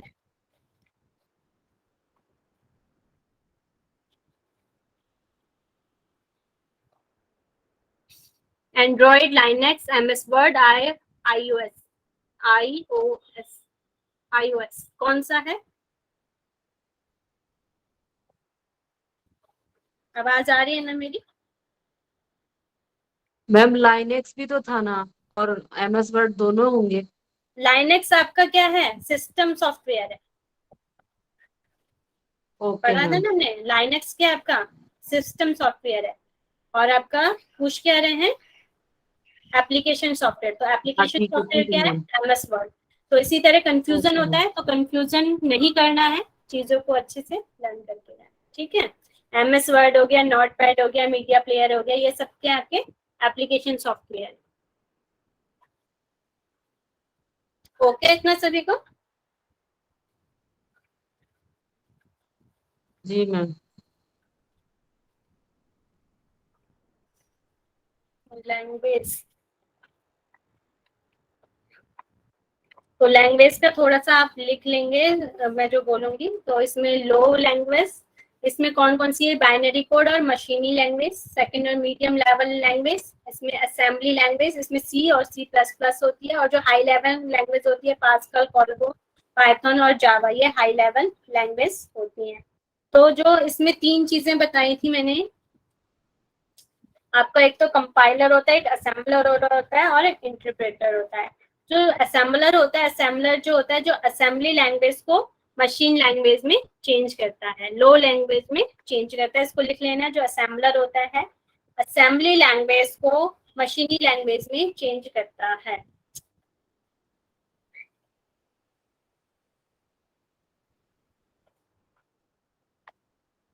नेक्स्ट है आपका इंटरप्रेटर।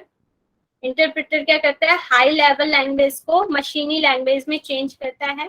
और चेंज कैसे करता है, लाइन बाय लाइन एरर को रिमूव करता है, या लैंग्वेज को चेंज करता है। इंटरप्रेटर जो होता है हाई लेवल लैंग्वेज को मशीनी लैंग्वेज में चेंज करता है, और ये स्लो होता है, लाइन बाय लाइन यूज करता है।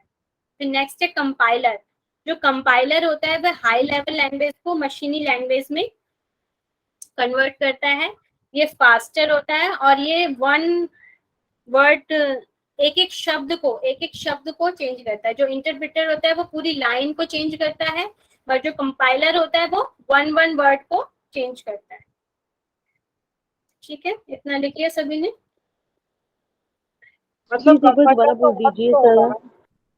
क्या कह रहे हैं मैम, एक बार दोबारा बोल दीजिए। जो बात कंपाइलर तो और स्लो होगा ma'am, one word by word वो चेंज कर रहा है। फास्ट लिखा हुआ है, वन वर्ड कर लेते हैं इसलिए वो फास्ट होता है। नहीं मैम, शायद मुझे लग रहा है आपने उल्टा बोल दिया। कंपाइलर जो होता है वो हमारे को वैसा ही लग रहा है पूरे को, और इंटरप्रेटर जो होता है वो थोड़ा थोड़ा करके करता है। ये पता किसी और को पता हो तो आइडिया हो। इसमें तो वही है कि हाई लेवल लैंग्वेज है कंपाइलर, वो हाई लेवल को चेंज करता है, और जो इंटरप्रेटर है वो लो लेवल लैंग्वेज को चेंज करता है। फास्ट लो का तो कोई कॉन्सेप्ट इसमें इतना नहीं है। दोबारा बता देंगे एक बार। मैम की जो आपने अभी बताया ना, कंपाइलर हाई लेवल लैंग्वेज होती हैं, जैसे पाइथन वगैरह जो है वो उनको चेंज करता है, और जो इंटरप्रेटर है वो लो लेवल लैंग्वेज को चेंज करता है।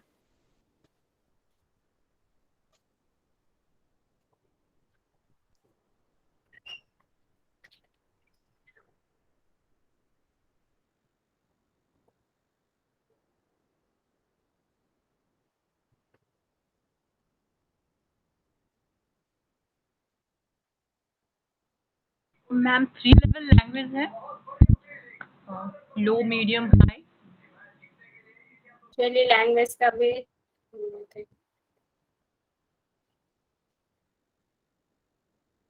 फिर आ जाते हैं हमारे एग्जाम में। दो चीजें और पूछी जाती हैं, तो सर्च इंजन के बारे में पूछा जाता है और वेब ब्राउजर। तो सर्च इंजन कौन कौन से हैं आपके, जैसे सर्च इंजन जिसमें हम कोई भी चीज ढूंढते हैं, सर्च करते हैं, वो हमारे सर्च इंजन कहलाते हैं। जैसे हमारा गूगल में हम क्या करते हैं, कोई भी चीज सर्च करते हैं तो वो हमारे सर्च इंजन कहते हैं, गूगल, याहू, बेडू, ये सब क्या है आपके सर्च इंजन। और वेब ब्राउजर कौन कौन से हैं?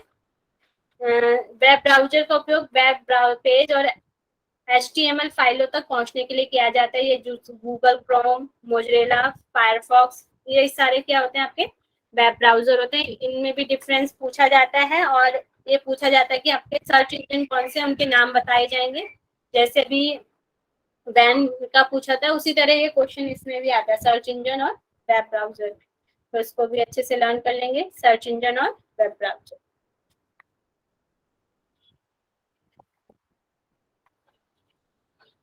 चलिए अभी ये वाला क्वेश्चन देख लेंगे। Programme language, operating system, internet, application software, world wide area, MS power point, MS XP और C++। तो इस तरीके से आपका क्वेश्चन आएगा, इसको सॉल्व करें।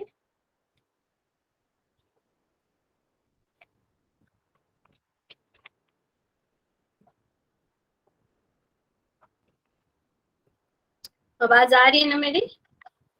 जी मैम। Yes ma'am.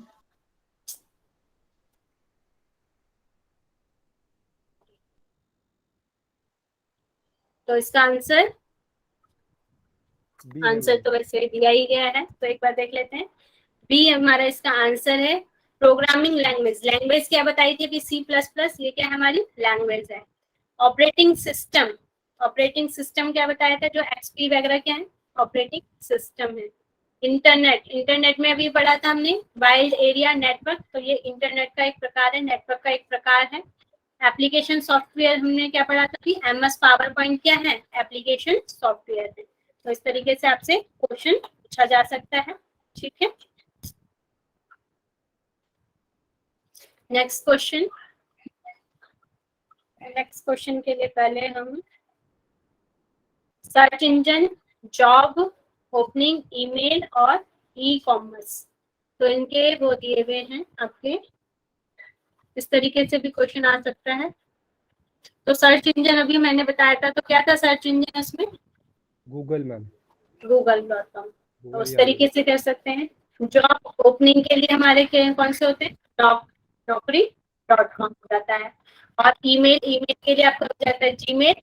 और ई-कॉमर्स के लिए हो गया आपका Amazon वगैरह जो होती है, इस तरीके से दिए गए।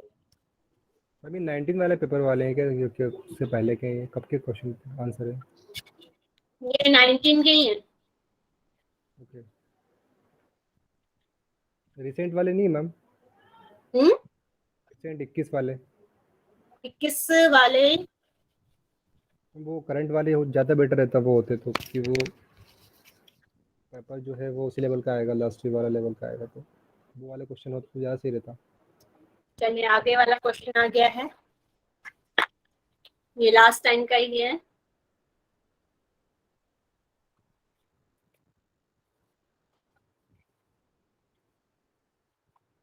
तो इसमें जो बताया गया है स्वयं स्वयं प्रभा, ये हमने अपने फर्स्ट यूनिट में भी पढ़े होंगे।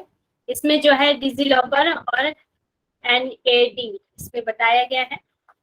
तो स्वयं और स्वयं प्रभा तो इसमें आता ही है, और उसमें दो चीजें और अलग से ऐड होके आ जाती हैं, इंग्लिश और हिंदी में पढ़ लीजिए।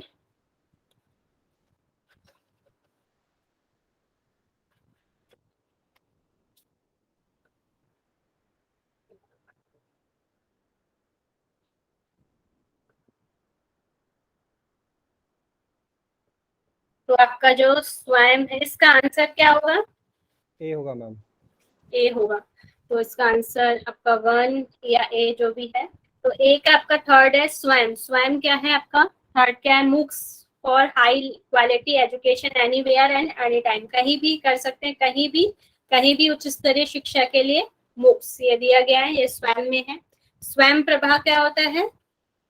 ये एक चैनल होता है उच्च स्तरीय शिक्षा के लिए निःशुल्क DTH चैनल होता है स्वयं प्रभा। डिजी लॉकर क्या होता है? जहां पर आप भौतिक अवस्थित संयुक्त और व्यक्तिगत ई दस्तावेज का भंडारण कर सकते हैं। स्टोर एक्सेस पर्सनल ई डॉक्यूमेंट्स जो होते हैं उनको वहां आप फिजिकली रूप से, भौतिक रूप से उनका भंडारण वहां पर कर सकते हैं। NAD जो है आपका NAD नेशनल एकेडमिक डिपोजिटरी, इस तरीके से इसमें है शायद।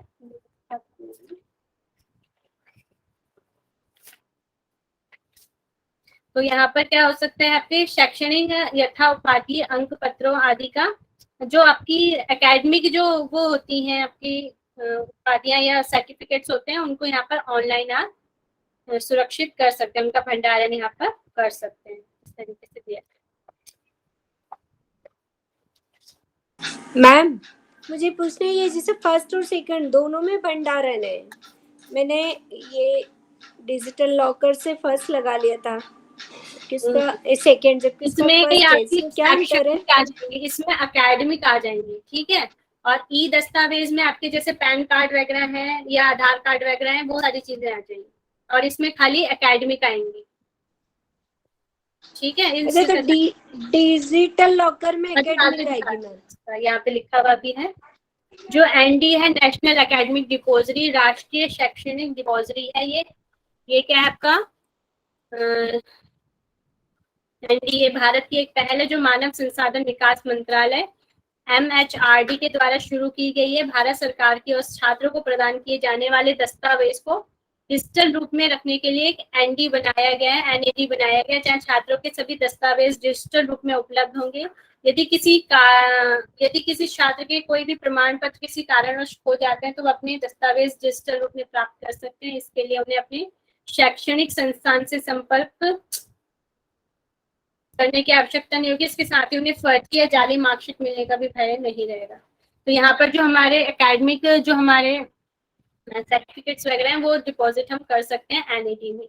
और जो हमारा डिजी लॉकर होता है, डिजी लॉकर एक भारतीय डिजिटल ऑनलाइन सेवा है जो इलेक्ट्रॉनिक और सूचना प्रौद्योगिकी मंत्रालय भारत सरकार द्वारा अपनी डिजिटल भारत पहल के तहत प्रदान की जाती है। डिजिटल प्रत्येक आधार धारक को इन प्रमाण पत्रों के मूल जारी करता डिजिटल दस्तावेज जैसे ड्राइविंग लाइसेंस है, वाहन पंजीकरण है, शैक्षिक मार्कशीट जैसे प्रमाणिक दस्तावेज प्रमाण पत्रों का उपयोग करने के लिए क्लाउड में खाता प्रदान करता है। ये विस्तार दस्तावेजों की स्कैन की गई प्रति को अपलोड करने के लिए प्रत्येक खाते में 1 GB भंडारण संस्था को प्रदान करता है, ठीक है। तो इसमें आपके आगे शैक्षणिक जो भी आपके शिक्षा वाले हैं, और इसमें सारे आ जाएंगे, ड्राइविंग लाइसेंस है आपके, वाहन पंजीकरण है, ये सारी चीजें आ जाएंगी, ठीक है।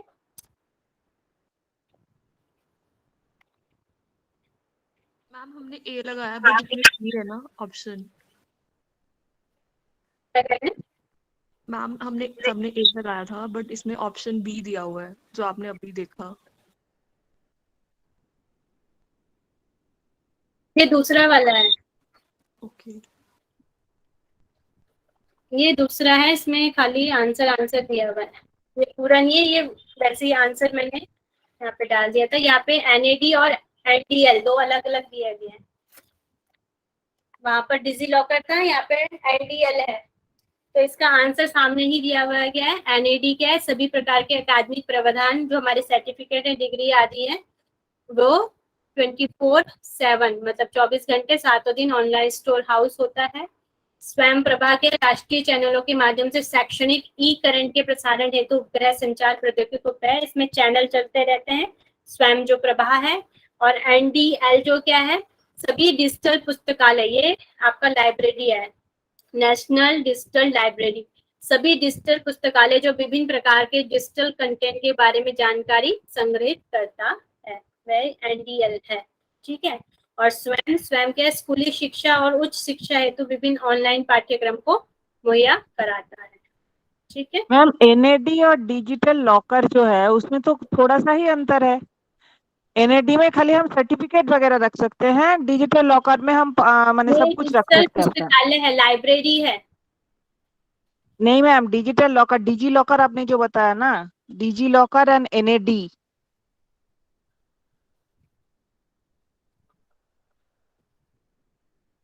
थोड़ा सा ही डिफरेंस है, डिफरेंस तो है।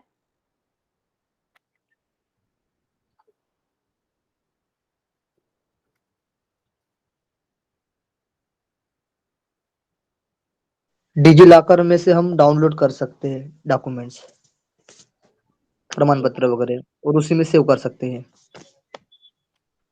और NAD में उसका नहीं पता मैम। NAD में सब कुछ आ जाता है, जैसे आपने अभी पैन कार्ड वगैरह बताया ना, डिजी वो तो लॉकर में मार्कशीट DigiLocker वगैरह में है वो डाउनलोड तो। कर सकते हैं, जो एकेडमिक रिकॉर्ड्स होते हैं, वो एक ऐप है। जैसे हमारी 10th की या 12th की मार्कशीट होगी ना, वो सारी इसी में होती है, रोल नंबर डाल के। NAD में होती है। और जहाँ पे हमारे जो प्रमाण ड्राइविंग लाइसेंस वगैरह है, वो हमारे डिजी लॉकर में आते हैं। ठीक है। और यहाँ पे शैक्षणिक जो होते हैं हमारे 10th 12th की जो होती है मार्कशीट वगैरह, वो NAD में आती है। एक और क्वेश्चन है उसी तरीके का, स्वयं प्रभा, स्वयं और स्वयं प्रभा को अच्छे से करके जाइएगा, ये क्वेश्चन हमारा बार बार आ रहा है।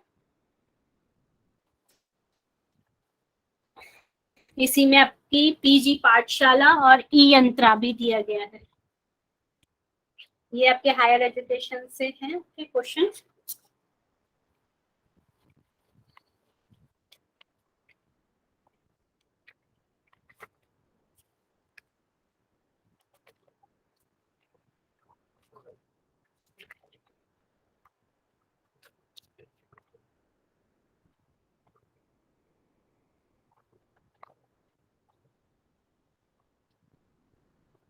कोई भी आ जाइए, पढ़ेंगे इसे, कोई भी आ जाइए।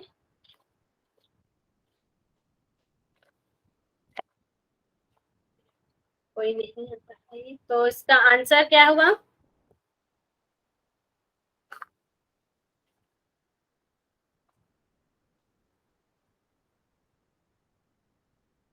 E option. बी ऑप्शन इसका राइट होगा।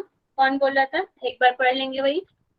स्वयं जो है उसमें जो ऑनलाइन कोर्सेज होते हैं उसमें क्रेडिट बेस्ड कोर्सेज होते हैं, 4th ऑप्शन जो है। और जो स्वयं प्रभा है उसमें जो वो चैनल है 24/7 का, जहाँ पे क्वालिटी एजुकेशनल प्रोग्राम्स वगैरह हम देख सकते हैं। ई पाठशाला ये ऐप है एक, इसमें हम फ्री बुक्स डाउनलोड कर सकते हैं, NCERT वगैरह जो बुक्स होती हैं करिकुलम की जो होती हैं। और ई यंत्र जो है वो एक सिस्टम है, एम्बेडेड सिस्टम होता है to get hands on experience के लिए, जो भी अनुभव के लिए, जो भी उसमें हमारा वो एक सिस्टम बना हुआ है, वो ई यंत्र करके। यंत्र।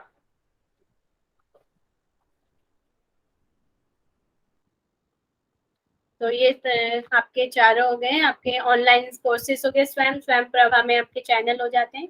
PG पाठशाला में आपकी जो आधारित नोट पुस्तकें और पाठ्य प्राप्त करते हैं ई वस्तु के माध्यम से, मतलब कि ऑनलाइन। और ई यंत्र अंतस्थापित प्रणाली में व्यावहारिक अनुभव प्राप्त यहाँ पर करते हैं। ई यंत्र अलग होगा फिर। चलिए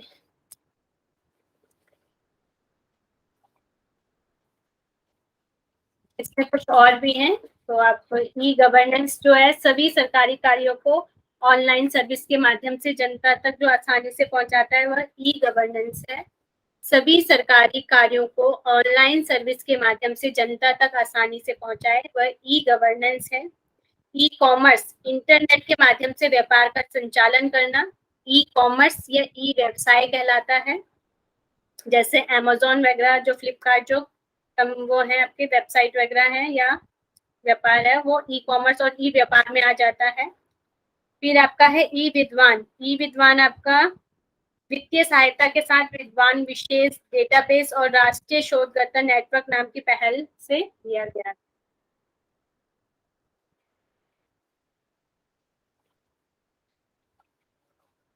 और आपका चलिए इतना नहीं पढ़ते हैं इसे। फिर आपके यहाँ आ जाते हैं डोमेन नेम। ये डोमेन नेम है, कभी कभी इनसे भी पूछा गया है। जो .com है ये कमर्शियल के लिए है। ORG ऑर्गेनाइजेशन के लिए यूज होता है। नेट आपका नेटवर्क के लिए। INN इंटरनेशनल ऑर्गेनाइजेशन जो होती है उनके लिए यूज होता है। EDU जो होता है वो एजुकेशन के लिए यूज होता है। USA में हायर एजुकेशन के लिए। GOV USA national and state government essence के लिए यूज होता है। और जो MIL है वो USA मिलिट्री के लिए यूज होता है। ये डोमेन है, इनको भी एक बार आप अच्छे से लर्न कर लेंगे। और फिर यहाँ पर मल्टीमीडिया। मल्टीमीडिया से भी लास्ट टाइम क्वेश्चन आए थे। तो मल्टीमीडिया अंग्रेजी के मल्टी और मीडिया शब्दों से मिलकर बना है। मल्टी का अर्थ है बहुविधि, मीडिया का अर्थ माध्यम। मल्टीमीडिया एक माध्यम होता है जिसके द्वारा विभिन्न प्रकार की जानकारी और विविध प्रकार के माध्यम जैसे text, audio, graphics, animation, video का आदि का संयोजन कर दर्शकों और श्रोता तक पहुंचाया जाता है। तो पिछली बार क्वेश्चन आया था कि मल्टीमीडिया में क्या क्या घटक होते हैं, तो उसमें दिया गया था ऑडियो, ग्राफिक्स, एनिमेशन, इस तरीके से दिया जा सकता है। तो आपको उसमें ऑप्शन करेक्ट करना होगा। तो इसमें ऑडियो, ग्राफिक्स, एनिमेशन और वीडियो ये सारी चीजें मल्टीमीडिया में आती है। फिर ये हमारे फाइल के डोमेन हो जाते हैं। जैसे हम वर्ड फाइल को जो पीछे एक्सटेंशन लगता है जो आपका DOC डॉक या DOSC डॉक्स लगता है, इस तरीके से दिया है। और PDF का PDF हो जाता है RTH rich text format. TEX text documents file. Text के लिए केवल प्लेन टेक्स्ट के लिए हमारा TXT टेक्स्ट आता है। और वर्ड परफेक्ट VKS और VPS माइक्रोसॉफ्ट वर्क फाइल के इसका एक्सटेंशन है। और VPD हो जाता है वर्ड परफेक्ट डॉक्यूमेंट्स। ये सारे आपके फाइल के वो है एक्सटेंशन है, इनको लर्न कर लेना, एक बार देख लेना। फिर आपके ये भी पूछे जा रहे हैं एग्जाम में कि हमारे जो ऑडियो फाइल के फॉर्मेट हैं उनके एक्सटेंशन क्या है। जैसे .WAV और आपका FLAV और MP3, OGG, M3U और AAC, WMA और MID और AIF और M4A, MPA। और ये सब क्या आगे आपके ऑडियो फाइल है जो भी हम सुन सकते हैं, जो उन फाइलों को वो है। वीडियो फाइल जिसको हम देख और सुन दोनों सकते हैं, ये उन फाइलों के नेम हैं आपके .MOV और SW। इनको अच्छे से एक बार याद कर लेना। MP4 और AVI जो इस तरीके से। और जो आपकी इमेज फाइल होती हैं, जो भी फोटो वाली जो फाइल होती हैं, जैसे JPEG और PNG, GIF और RAW, SAG और HEIC, ये सब क्या है इमेज के लिए यूज की जाती हैं। ये वाले एक्सटेंशन ये होते हैं।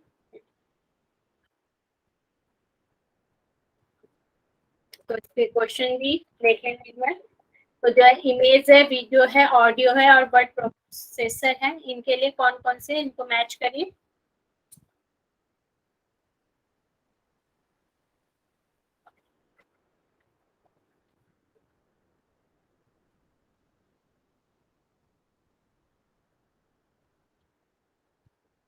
क्या होगा इसका आंसर?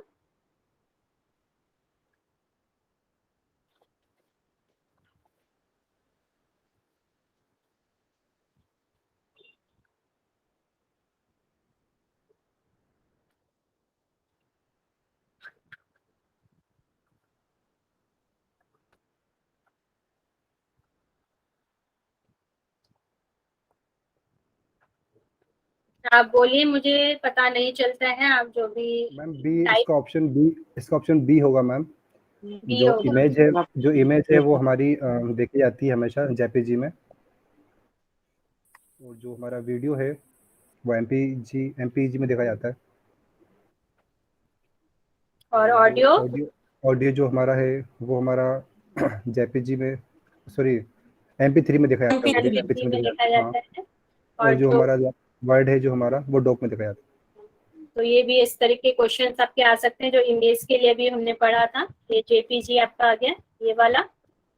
और फिर आपकी हो गया वीडियो इमेज के लिए क्या दिया गया है, MP3। यहाँ पे पढ़ा, सॉरी क्या होगा, वीडियो के लिए आपका हो जाएगा MPEG। इसमें दिया है, इसमें नहीं दिया गया है अभी, ये रहा लास्ट में MPEG, तो ये दिया गया है। और आपका ऑडियो में MP3, ये हो गया आपका MP3, इस तरीके से दिया है। और वर्ड प्रोसेसिंग फाइल का आपका ये वाला VOC डॉकर, इस तरीके से ये आपका क्वेश्चन हो गया। तो इसका आंसर हो गया आपका बी। फिर आपके बाद ये कुछ आपके लिए फुल फॉर्म है, फुल फॉर्म से भी आपके क्वेश्चन आते हैं, तो इनको एक बार आप पढ़ के जाएंगे सारे फुल फॉर्म को। 3 पेजेस हैं, इनको पढ़ लीजिएगा। तो आज की क्लास हम यहीं पे खत्म करते हैं।